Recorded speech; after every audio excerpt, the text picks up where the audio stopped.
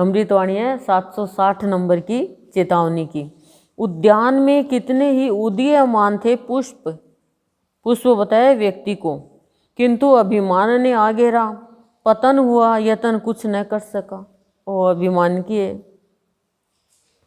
कि संसार रूपी उद्यान में पुष्प के रूप में मनुष्य ने जन्म लिया, लेकिन अभिमान ने ऐसा घेर लिया मनुष्य को, फिर क्या हुआ, पतन हो गया उसका, यतन कुछ नहीं कर सका। अभिमान के आगे कुछ भी नहीं चलता है, कोई भी कोशिश नहीं चलती है। अभिमान तो संत ही हमारे जीवन से हटाता है, नहीं तो अभिमान हट नहीं सकता। अभिमानी व्यक्ति ईर्ष्यालु होता है और अभिमानी व्यक्ति अपने को कर्ता मानता है और मिथ्या काम ज़्यादा करता है। वो सत्य से नहीं जुड़ता है, वो कुछ भी करता है अपने नाम के लिए करता है, अपनी प्रसिद्धि के लिए करता है और भगवान को कहता है कि भगवान कहाँ है।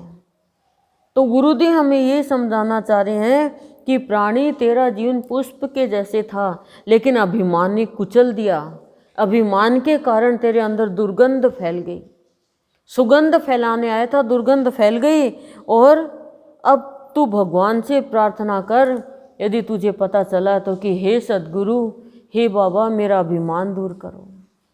गुरुदेव ने बताया, संतमणि में भी, जीवनी में भी पढ़ा गुरुदेव की में, कि बाबा ने ब्रह्म ज्ञान कराया किसी को और उनको भी अभिमान हो गया कि हम ब्रह्म ज्ञानी हैं, तो वो भी लोगों को हे दृष्टि से देखने लग गए। किसी को भी हे दृष्टि से नहीं देखना चाहिए। अभिमान के कारण विचार गंदे होते हैं, भावना दुर्भावना हो जाती है, इंद्रिया भोग में चली जाती है, कर्मेंद्रिया बुरे कर्म करने लग जाती है और ज्ञानेंद्रिया सिर्फ संसारिक ज्ञान में लिप्त हो जाती है। और मन है वो आलस्य में चला जाता है, मन है वो बुरे कर्म कराने में लग जाता है और बुद्धि खराब हो जाती है। अब कोई कीचड़ में फंसेगा तो कीचड़ में वो बदबू ही आएगी, गंदा ही होगा वो कीचड़ में, सारे कपड़े गंदे हो जाएंगे उसके। लेकिन जैसे ही नहाया, साफ हो गया, सुगंध आने लग गई, कपड़े बदल लिए। ऐसे करें, कितना भी अभिमान हो मनुष्य को, पर जैसे ही वो संत शरण में आता है तो उसे ज्ञान होता है कि सब कुछ का कर्ता तो भगवान है। जैसे रामकृष्ण परमहंस के पास एक व्यक्ति माला लेके आता है, हमने संत मणि में सुना, और वो उसके मन में ये था कि मैं कितनी महंगी माला लेके आया हूँ, और रामकृष्ण परमहंस को पहनाता है। रामकृष्ण परमहंस निकाल कर माला मिट्टी में डाल देते हैं।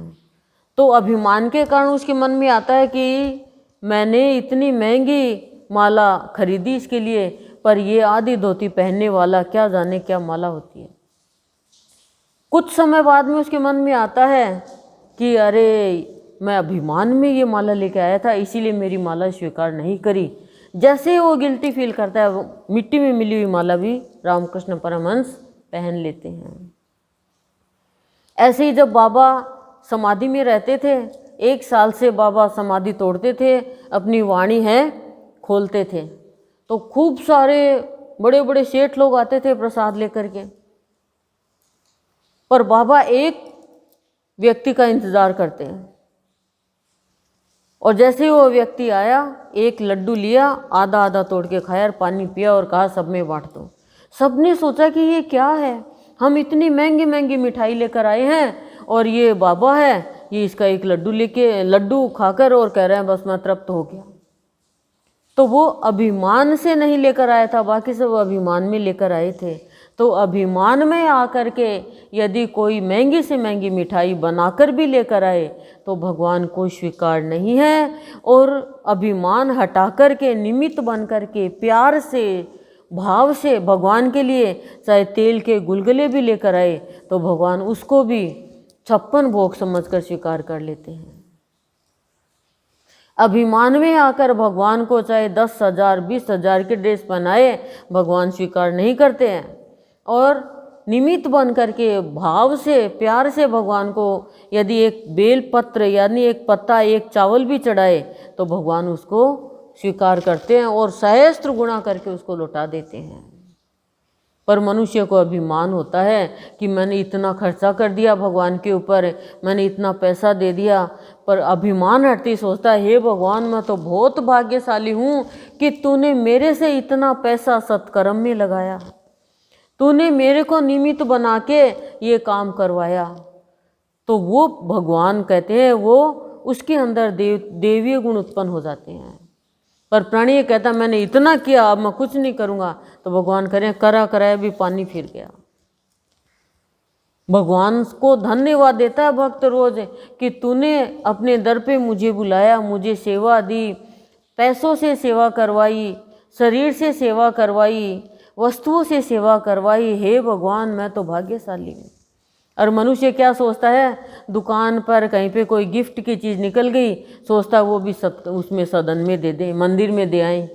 खर्च करके वो नहीं देना चाहता है, और वो भी यदि वो अभिमान में दे तो वो पड़ी रहेगी, उसको फल क्या मिलेगा उसका। तो गुरुदेव यही कह रहे हैं कि कितना भी यत्न कर लो, यदि अभिमान ने घेर लिया तो वो घिरता ही जाएगा, घिरता ही जाएगा। अभिमान नहीं चलता है, किसी का भी अभिमान नहीं चलता है। अभिमान होते ही धराशायी हो जाते हैं, चाहे बड़े बड़े राजा महाराजा ही क्यों ना हो। मनुष्य सोचता है पैसों के बल पे मैं कुछ कर दूंगा, लेकिन टूट गया पैर, जोड़ ले पैसों के बल पे, नहीं जुड़ेगा। आ गया हार्ट अटैक, जोड़ ले पैसों के बल पे, कर ले ठीक, नहीं होगा।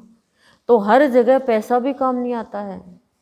तो गुरुदेव हमें यही समझाना चाह रहे हैं कि पैसों से महंगे स्कूल में एडमिशन करवा देंगे माँ बाप, लेकिन पढ़ाई पैसों से नहीं आएगी। और अभिमानी व्यक्ति बुरा करता है, बुरा सोचता है, बुराई के रास्ते पे चलता है, औरों को बुराई के रास्ते पे चलाता है, और बुरे यानी उसको अभिमान ने घेर लिया। फिर वो किसी का भी कहना नहीं मानता है बुराई के रास्ते पे चलते हुए।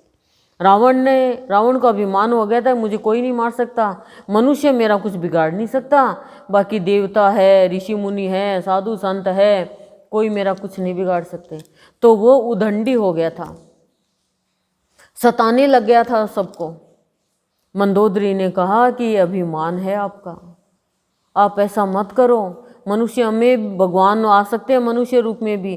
बोले हो ही नहीं सकता, और मनुष्य रूप में भगवान आए और भगवान को उसका मारना ही पड़ा। क्यों? क्योंकि वो ऋषि मुनियों को सताने लग गया। इसलिए कोई भी किसी को सताता है, हिंसा करता है, ये मान के चलो अभिमान ही कारण है। इसलिए गुरुदेव से रोज़ प्रार्थना करनी चाहिए कि हे प्रभु, मेरे पास जो कुछ भी है वो तेरा दिया हुआ है, और मैं अभिमान यदि मेरे अंदर में सुई की नोक जितना भी है, तो मेरे नारायण आप उस अभिमान को ख़त्म कर देना। बस आपसे यही प्रार्थना है, अभिमान नहीं घेरे, मैं तो तेरे भावों से घिरी रहूं हर वक्त। और जैसे पानी से बादल भरे हुए रहते हैं और बरस जाते हैं, ऐसे मेरा ये जीवन रूपी बादल है वो तेरे भावों से भर जाए, और मैं जो भी सूखा जीवन लेके उनके ऊपर बरस कर उनको शांति प्रदान करूं, प्यार प्रदान करूं, और उनका जीवन है सुगंधमय बनाऊं। ऐसी मुझ पे कृपा करना भगवान। ओम शांति शांति प्रशांति।